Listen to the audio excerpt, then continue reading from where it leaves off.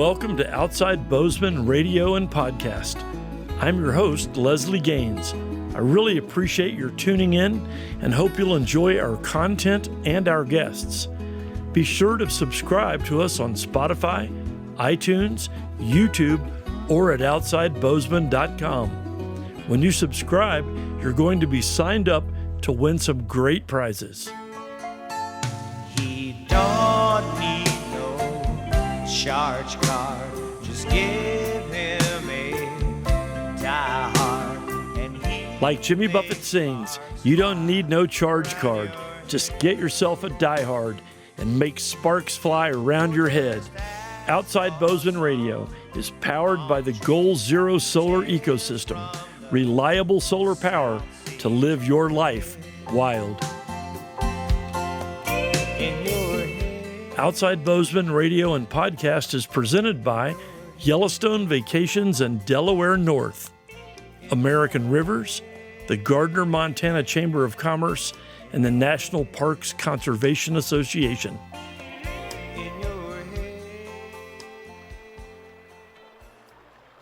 Today, we're sitting here in one of my favorite spots in Montana, Armstrong Spring Creek. And we're with Dale Sexton, who is the owner and partner of Dan Bailey's outdoor company in Livingston. How are you today, Dale? How can you be better in a setting like this? So how did this all get started? How did you end up in Livingston, Montana? My parents. I was born there. I've been there since day one, and I'm fourth generation. My father's family homesteaded near Big Timber, actually, and my father was a World War II vet. And during the U.S. occupation of Germany, met my mother. His family still lived in Livingston, and so after the war ended, they came back to Livingston and had a little home. My dad was a carpenter at the time and fixed it up, and that, of course, was long before I was here. I came along a lot later. I've got a brother who was born in Germany. Actually, he was 16 years older than I am, so I was kind of the surprise. Both my parents are deceased now, but there's no place better. From my perspective, as far as a place I'd like to live. So Livingston is it for me. So when you were a kid, growing up here, were your parents fishermen? Leslie, I'm somewhat hesitant to say, but we used to come out to this spring creek and fish with night crawlers, and I have caught and killed a lot of trout out of this stream in my youth. And that was in another era. We were fishing and hunting fools, so to speak, and my father and I hunted avidly, and my mother loved to fish as well. And every weekend we were pretty much out in the wilds of Montana. And, you know, as a kid growing up, how could you not enjoy and appreciate that? It's been my life. Well, you're a lucky man. Very much. So how did you end up meeting Dan Bailey? So it's interesting because Dan Bailey, the owner and founder of Dan Bailey's, his partner was Red Monocle. And Red lived 2 doors down from us. And his wife, Louise Monocle, was the head fly tyer at Dan Bailey's. And they had 2 adopted kids, Greg and Donna. Greg was the same age as me, and Donna was a couple years younger, and just living 2 doors down from us, of course. We became neighborhood friends, and both before school and then all through school as well. And we're still friends today, for that matter. So that was kind of by extension my association with Dan Bailey's. Greg, for whatever reason, wasn't a fisherman, but I was. And back in my early fishing days before I was a fly angler, Dan Bailey's used to sell worms, and we used to sell lures there as well, all kinds of spinning gear and everything. It was a one-stop shop for fishing. So it's a little different then than it was today. So we used to buy all of our fishing gear there, essentially. That was one unique characteristic about Dan. He was a very giving person. He would help anybody, whether you were some fat cat from New York wanting to buy a fancy dancy fly fishing outfit, or whether you were just wanting to buy a Thompson lure. Dan was there to help you, but I still remember buying my first fly from Dan, and it was actually a muddler minnow. That's how it got started. So I was reading in the wonderful article about you in the magazine that it was like the middle of the 1930s, like 1936. Dan Bailey was thinking about putting the shop in Bozeman, but then he found a store he could rent for $25. Yeah, well, it's interesting. He was on his way to open a store in Bozeman. His wife was driving the car, and she was on the Bozeman Pass, and she ran off the road, broke the axle, and the tow truck came from Livingston and towed him into Livingston. And turns out that mishap was fateful, and that when they got to Livingston, they're like, well, this seems like a good place to open a fly shop. Let's do it here. So that's when it was, and that was actually 1938. Wow. Yeah. He was a trained nuclear physicist. So it's kind of a miracle that a fly shop even happened. He could have gone off to make a bomb for World War II. He certainly could have, yes. He was very, very close to getting his PhD in physics. And one day he was disenchanted with his experience in education and came home and said, Helen, that was his wife, I want to go to Montana and open a fly shop. And I'm not sure what that conversation looked like, but obviously she was his partner, and she agreed, and kind of like the Clampets, I guess, loaded up the 1928 Model T and came out here. Loaded up the car and drove to Montana. Yeah, and they'd been on fishing adventures to Montana previously. And he was instrumental to the development of fly fishing in New York as well, in the Catskills. Very well known among the angling community out there. John McDonald and Lee Wolf and others, but obviously didn't have the same fishing opportunities that the West did, particularly the southwest Montana area, which at the time and still is today some of the best fly fishing that you can find in the world. You know, it's funny because the Yellowstone show has seemingly drawn a lot of people to Montana. And everybody thinks they want to go back to the good old days. I think these are the good old days. Yes, yeah, for sure. You know, it's with mixed emotion that we see the popularity of Montana today. For me, it's a double-edged sword. You know, having grown up here and experienced the Montana of my youth, where we were a state of 850,000 people, and now we're over 1 million, and more all the time. More people wanting to relocate here, and it's hard to blame them. This is paradise. There's no place like it in the world. Tell me about what makes these spring creeks unique. Well, consistent water temperature, consistent flow, and some of the coldest, cleanest water that you can literally find on Earth. This stream literally starts about a mile upstream of here, a spring that comes up out of the ground. And here it is right here. And we've got 3 of them in the valley. This one, by extension, to Pew Spring Creek, which is just the lower half of this Spring Creek. And then on the other side of the valley is is Nelson Spring Creek, which is equally as enchanting as what we have here. Well, I've been here a few times, and I'll keep coming back. It's hard to get enough, for sure. Yeah. Tell me what's going on with the Yellowstone River. You've been involved in a lot of conservation efforts. There was almost a dam at one point. Tell me what almost happened here, and none of this would be here. Yeah, we'd be underwater sitting here right now. That was before my time, but it also has a lot to do with the legacy of our founder, Dan Bailey, himself, along with several other key individuals who were instrumental in opposition to the Allen Spur Dam, which as we sit is just down the gap here, about 2 miles from here. That's where the dam site was proposed. And there was a big movement afoot for irrigation and hydropower. There's a lot of people for it, but there was also very vocal, strong opposition against it, primarily local. Those guys really went to the mattresses, so to speak, and were able to stop that dam proposal. So how has the fishing changed here in the last 40 years? It's undeniable that it has. A good testament is the Wall of Fame at Dan Bailey's. When you look at all those 4-pound-plus fish, they're cataloged up there. They're a great historical marker as to what this resource was at one time. But that's also another era. Like I said, I came out here many times and we killed our limit of fish pretty much every time we went fishing.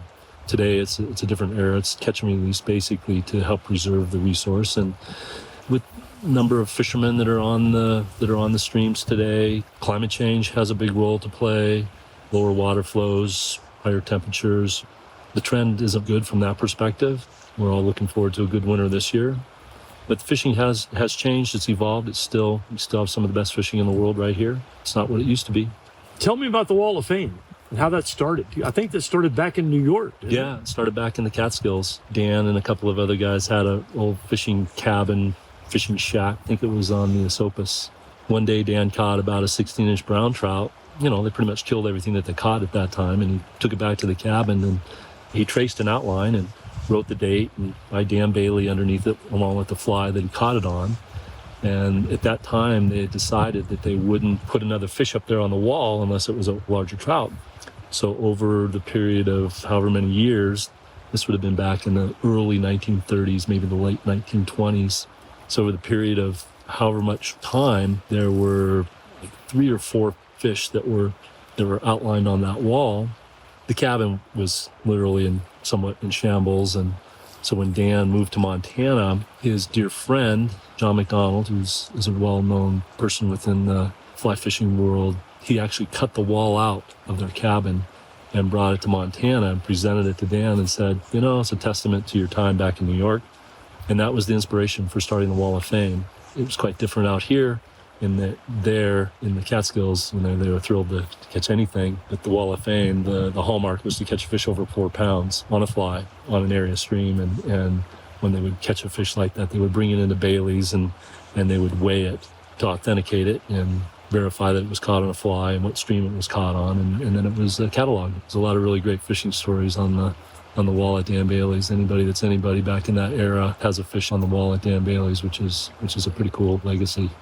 So are you still putting any fish on the wall? No, we're not. Again, that was from another era. And I apologize, I can't even tell you when the last fish was put up, but it's been over 25 years ago. Wow. Yeah. Well, there's some pretty famous fishermen on that wall. Very much so. Yeah. Joe Brooks and Charlie Waterman, of course, Dan Bailey himself, Lee Wolf and Joan Wolf. Well, I used to be friends with an old guy that was a pretty good fisherman, Lefty Cray. There you go. And you go in the Murray, which I call the Blurry. Right. For good reason on a few occasions. Yep. And Lefty's got his fish up there, his fly up there. It's really pretty cool. It's almost like you could start a new Wall of Fame with people doing such beautiful photos now. There's something to be said for that. In fact, we had a customer in the other day who wasn't familiar with what we were doing, and he's like, well, don't you stop people bringing in fish? We're like, no, we don't do that anymore. We discourage people from catching and killing fish, and even if they do, we're not going to catalog it. And he's like, well, couldn't they measure it? And I'm like, and take a photo of it. And I'm like, yeah, but with all that happening, we would run out of space so fast. Well, I guess we're going to have the Instagram Fishing Hall of Fame wall. There you go. Yeah, exactly. It'll just go up on there and, we'll get a bunch of likes, and then people will be bragging, look at my fish. Yeah.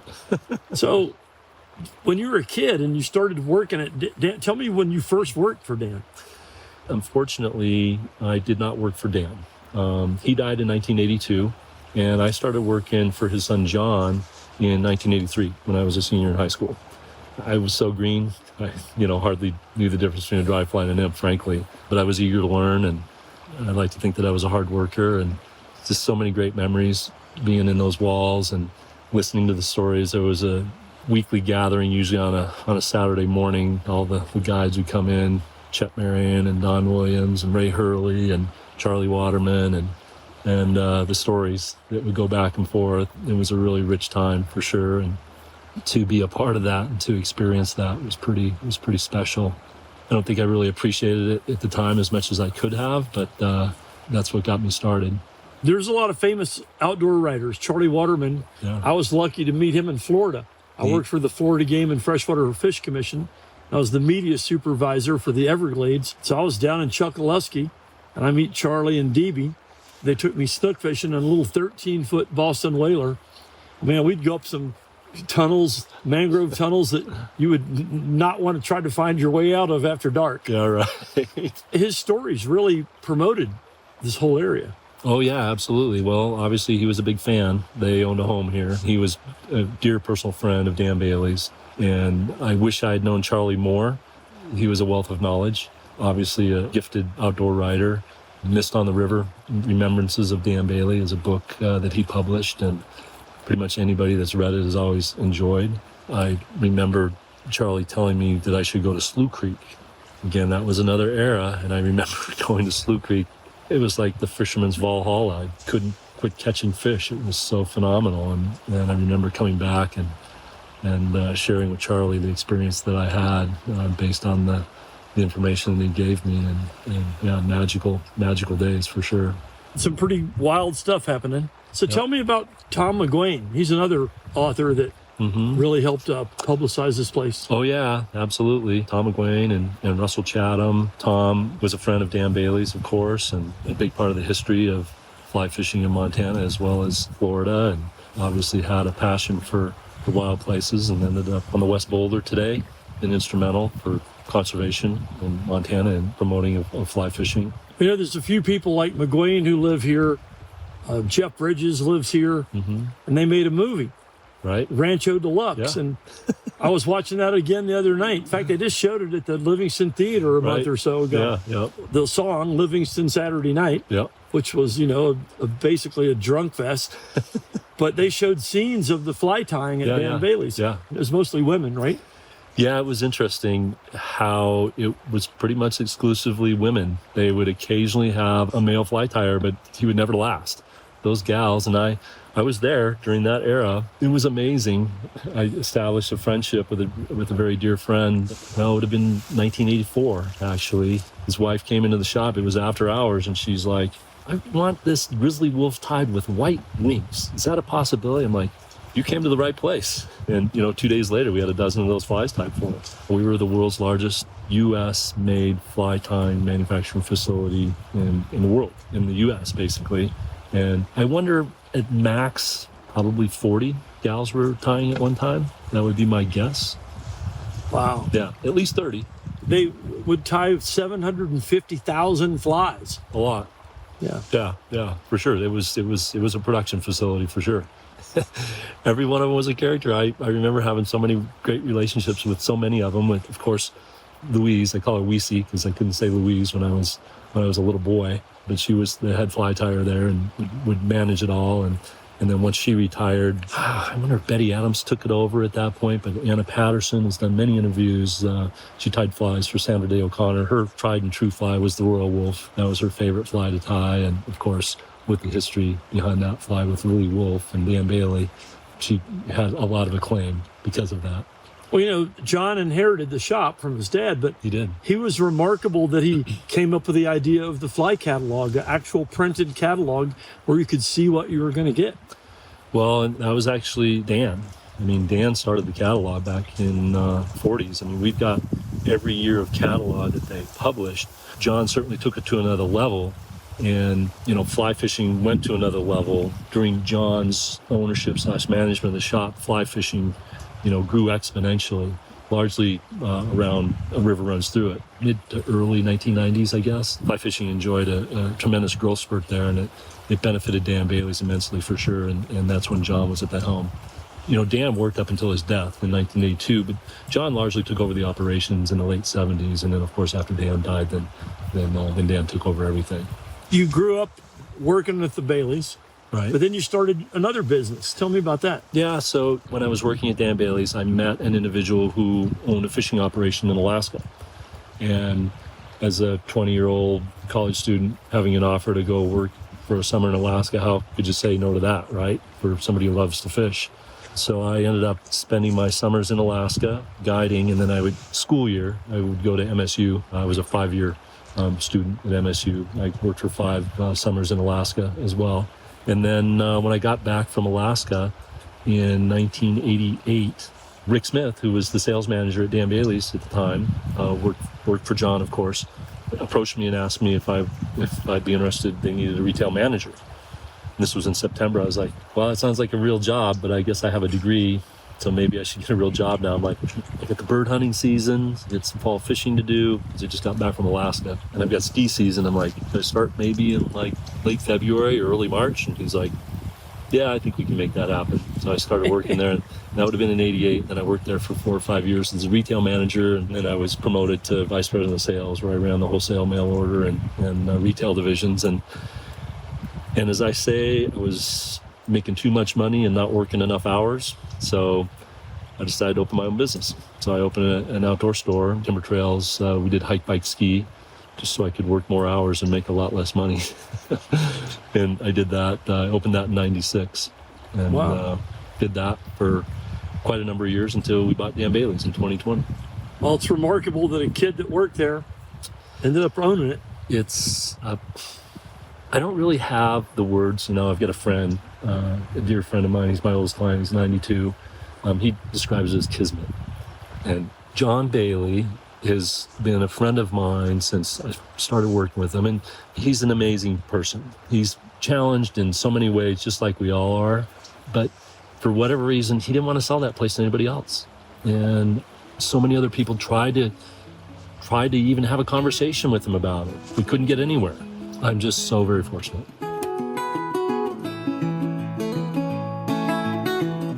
So now, let's take a minute to check in with our sponsors. Gardner, Montana, nature's favorite entrance to Yellowstone Park. From stunning wildlife and river trips to local art and cozy stays, it's where adventure meets small town charm. Visit GardnerMT.com. American Rivers, working for a future where every river is clean and healthy for people and wildlife, because life depends on rivers. Learn more at AmericanRivers.org. If you love Yellowstone, Glacier, and America's incredible 433 national parks and monuments, join the National Parks Conservation Association in speaking up for them. Learn how at npca.org.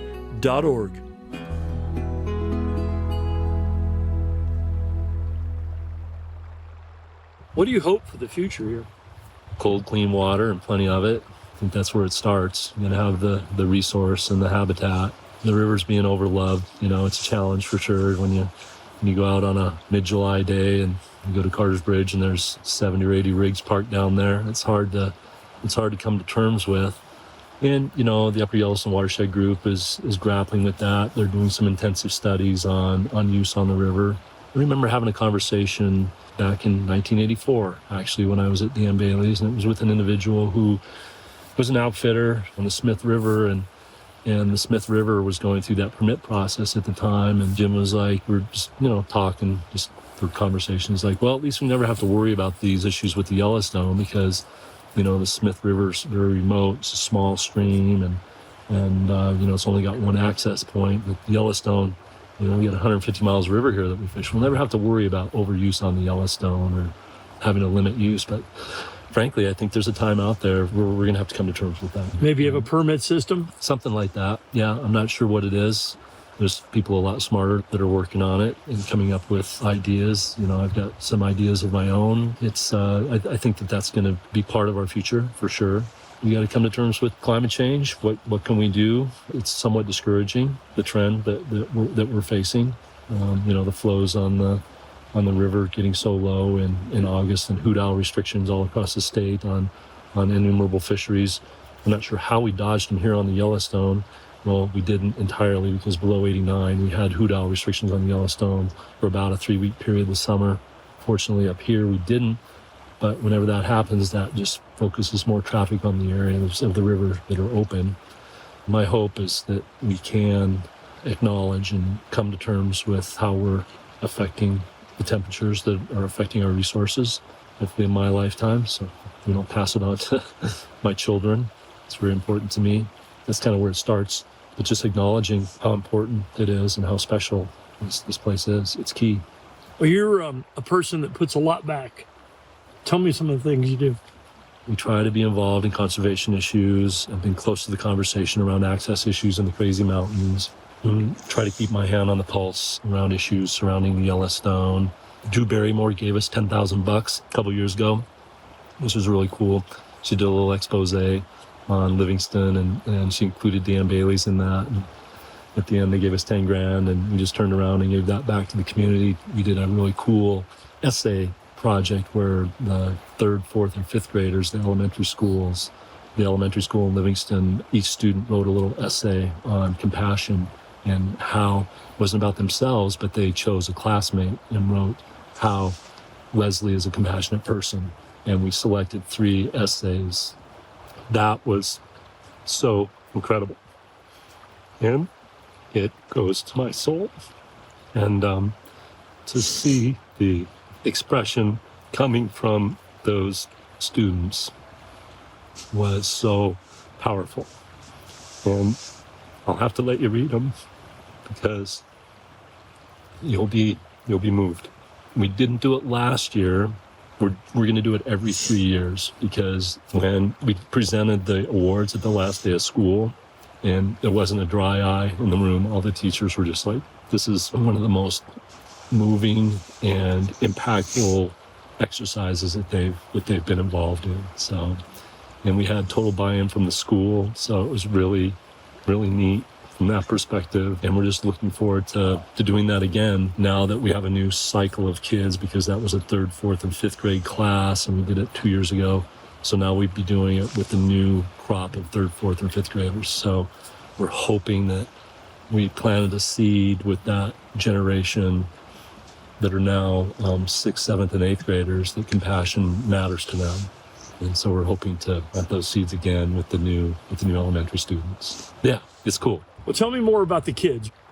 We've got this really cool kids camp that we do every August, the week before school starts. And we started that during COVID because of basically the stress that mothers were feeling around childcare and around having to be home and not at work. And like, hey, let's have a one-day free kids camp where it was like free daycare, but it wasn't that. It was a free art camp, basically. It's called Wild at Heart, Heart. We got some of Livingston's best artists that volunteer for us. And for the first 2 years, we just did 100 students. And this year, we upped it to 150.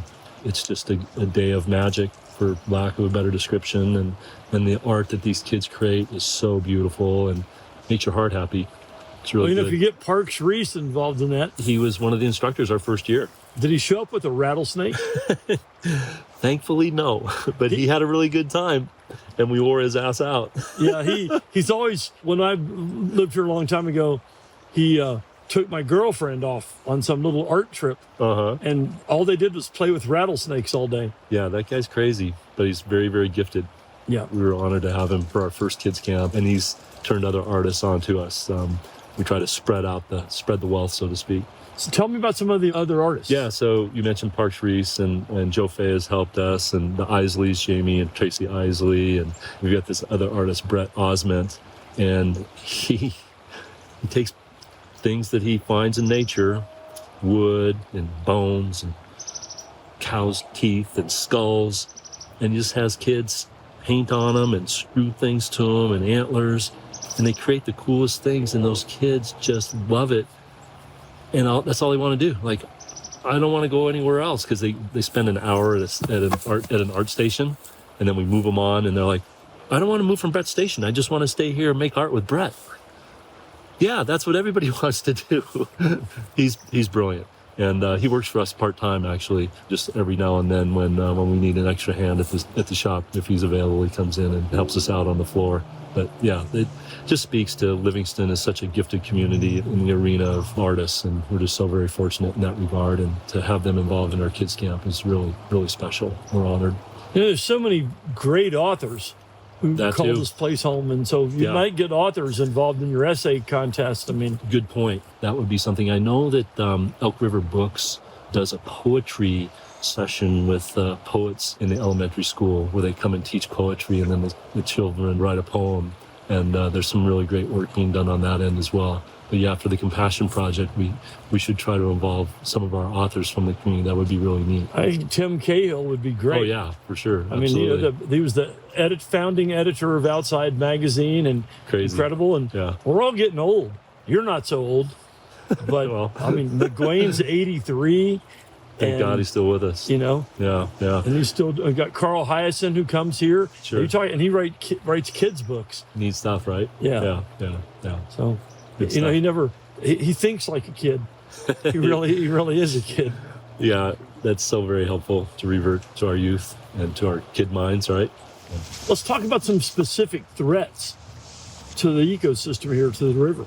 There's a lot of agriculture. Sure. A lot of pesticides get sprayed on stuff, and all that ends up in the water. For sure. Thankfully, now we have actual science, right? So people can study what are some of the threats, and what are things that folks who are watching this show do. Well, agriculture is part of the foundation of Park County. It's a very important industry. The agriculturalists, in general, I think we have a lot in common. In fact, I know that we have a lot in common. We all want cold, clear water, and we all want abundant water. We're all kind of trying to figure out how to navigate that amidst climate change and less water coming out of the tributaries. Mill Creek is a perfect example of that. A bigger threat that we have, is development. There's currently a proposal up Sioux Creek for 100 homes. I've just got sound bites of it. I don't know the specific details, but it sounds horrific. And it wasn't that long ago, back in the 80s, that the Park County Environmental Council came up with a document called Paving Over Paradise. And at that time, there weren't that many lights in Paradise Valley, but the projections weren't good. And we're seeing that come to reality today because, of our lack of tools in the planning toolbox. We don't have any zoning, and basically the valley's wide open to any development. So thankfully, the Danas on the other side of the valley have a conservation easement on their property. And, the O'Hares, this is an amazing property, of course. And, they've been in it for multi-generations, and I hope that they're in it for generations to come, because if we can keep this ecosystem intact, that's critical. We take Florida for an example, where I grew up. When I grew up in Anna Maria Island, Manatee County, right, there were 28,000 people in the county. Now there are over 500,000. More than just a little change. And the ranchers actually in Florida, they are the key to the conservation, because they're protecting their lands with conservation easement. Sure. You've got some ranchers here that are big into conservation. Can you tell me about some of that? Well, again, the Dana Ranch on the other side of the Yellowstone River, Nelson Spring Creek, they own the headwaters of that as well as the lower section of that. And they have the longest conservation easement in Paradise Valley. It starts at Carter's Bridge, and it's probably about 4 miles. It goes up to the Jumping Rainbow Ranch, essentially. It doesn't do the ranchers any good to dry up a stream. It doesn't do a rancher any good to pollute a watershed. We're all in this together. They understand how important the resource is economically to the fishing industry, and not just the fishing industry, but also recreation in general, as well as hunting. You have some interesting wristbands on and a really cool looking watch. So tell me all about this. Oh, my daughters are kind of into bling. They've kind of picked these various things out for me. We had a special trip over Father's Day to San Francisco, and I've got 2 daughters. One is a freshman at MSU now, and the other is a junior at Park High School. And when we were in San Francisco, we went to the Swatch store, and they picked out this watch for me for Father's Day. So we got this, and it replaces another watch that they picked out for me in the Miami airport at the Swatch store that I lost in a rafting spillover on the Stillwater River 3 years ago. Ooh. So yeah, that was an adventure. How does the guy lose his watch? By flipping his raft? I don't know. Yeah, that's wild. Yeah. Do you fish the Boulder at all? Oh yeah, for sure. Tell me about fishing the Boulder. It's the daughter of the Yellowstone. It's just a spectacular little freestone fishery, and I've covered every inch of that, as well as the West Boulder and a few other streams that I won't even mention that are over in that drainage. You can't give up all your secrets. You can't come into Damn Bailey and go, okay, well, I want to do this. Where's the best place to go? Right. Yeah. But the Boulder is an amazing fishery, and it's resilient. And again, it's just like a mini Yellowstone, just another spectacular, beautiful mountain freestone stream that comes out of the Zorkies and runs into the Yellowstone at Big Timber. And how can you define a finer trout stream? Well, we talked about global warming a little bit, and, some people get upset if you talk about global warming. Some people don't think it's real. I saw a really interesting thing today after the hurricanes in Florida. It says, you may not believe in climate change, but your insurance company does. Yeah, right. Yeah. It's not just anecdotal. The evidence is very, very clear that, our climate is changing for sure. And for a person who relies on a trout resource, it's not necessarily for the better. So it's very troubling for sure. Yeah, because people sure love to come here. Oh, yeah, absolutely. So what's your favorite way to fly fish? I love going where I'm not going to see anybody else. And I've got a little 6-piece, 6-foot 6-inch 3-weight rod. I just love getting in a trout stream in a remote mountain setting and communing with nature, basically. The closer I can get to a trout and just watch him in his environment and occasionally catching them. Sometimes I just enjoy watching them. That's what really recharges me. So what's the plan after Dale? Are you hoping that your kids really love this and take it over, or what do you think? I wonder. What do you think might happen? I don't know. Maybe. Never say never. They're both figuring out life for themselves. They both are avid skiers and hikers and bikers and fishers, particularly my younger daughter. She's a good little angler. I take great pride in fishing with her. And there's not a better day on the water from my perspective than being out there with my daughters. And probably have 6 days of fishing with my daughters over this past summer, if not even a few more. Those are the best days for sure. When you come into Livingston, and I remember coming there a long time ago, I don't know what year it was put up, but you have the iconic trout sculpture on the front of the building. Yeah, Jim Dolan constructed those, and he's a very well-known metal artist. And I think that those went up in the mid-90s. They're iconic. They're spectacular. We've added a few features to the storefront, that huge oversized bike, and then there's another fish that has its home now. It's the spinning fish. I don't know if you've seen that, Charles Ringer. I'll have to go by there and look. Yeah, it's really, really cool. Yeah, this really groovy artist out of Joliet. I saw some of his artwork up at Great Falls, and I reached out, and that found a new home as of June. Livingston's windy, and every morning when the wind's blowing, I look at him. That thing is cool. Yeah. Well, when you bought the store, I didn't know you. Right. And I thought to myself, I go, if those sons of bitches take that fish sculpture off the wall, there's going to be hell to pay.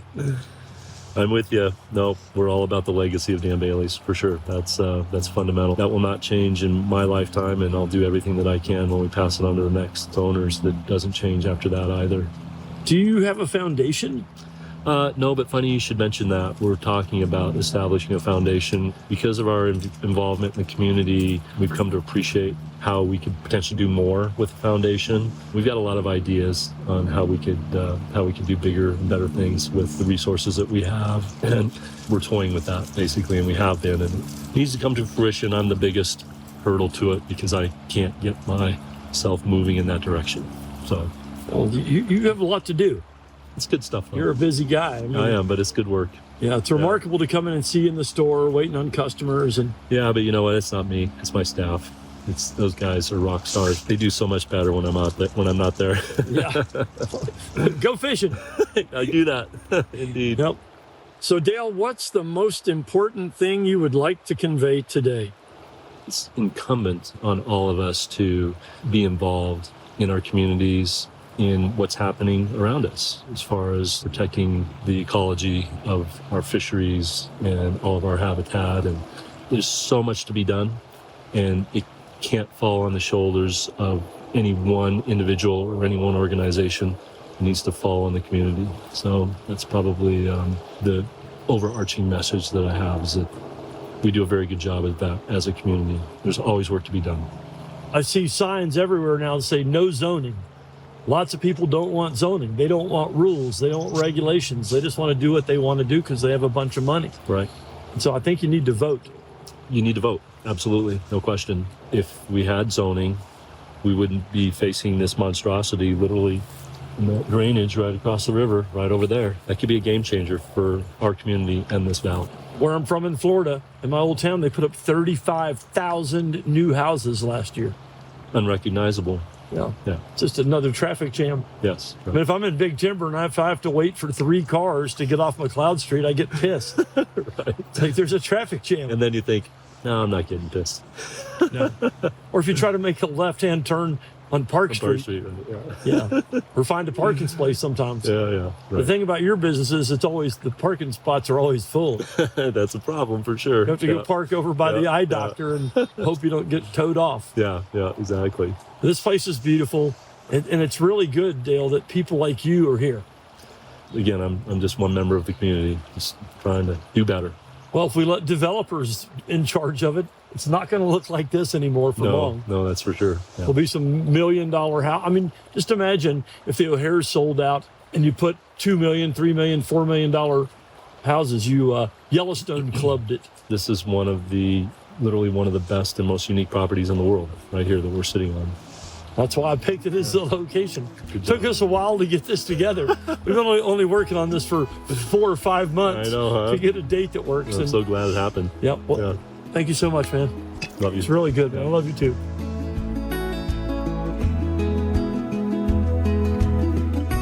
Thanks so much to the O'Hare family for allowing us the location at Armstrong Spring Creek in Paradise Valley. Thanks again to our program sponsors, who include Yellowstone Vacations and Delaware North, American Rivers, the Gardner, Montana Chamber of Commerce, and the National Parks Conservation Association. Thanks so much for listening, and subscribe where you get your favorite programs.